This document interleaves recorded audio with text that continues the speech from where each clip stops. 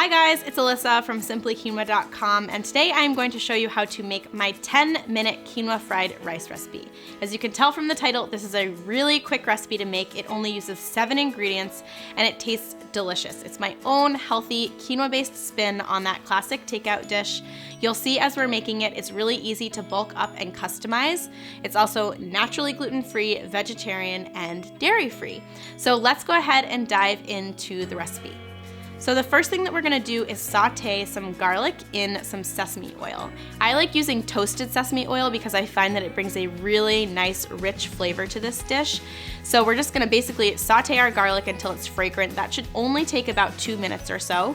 From there, we can add in our quinoa, as well as a bag of frozen mixed vegetables. You could use any type of vegetables that you want. Of course, you could also use fresh, but for convenience sake, we're using frozen. Really what we're doing here is just heating the quinoa and the frozen veggies through because they're both already pre-cooked. So once they're heated through, that should only take like 3 to 4 minutes. You can just push them to the side of the pan and we're going to scramble some eggs. Just crack 2 eggs into the pan and just use your spoon or spatula to just basically scramble them up until they're nice and cooked.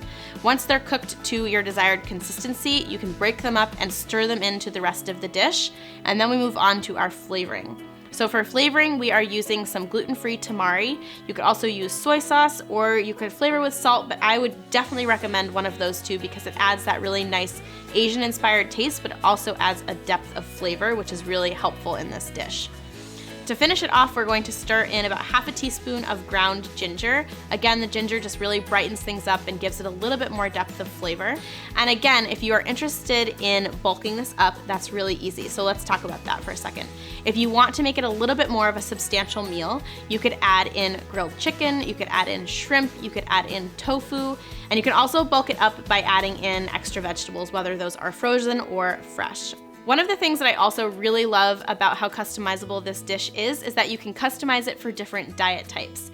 I don't eat meat, but my boyfriend does eat meat, so I like to add chicken to his, I'll add tofu to mine, but it's still one base recipe, so we're both happy and I don't have to cook as much.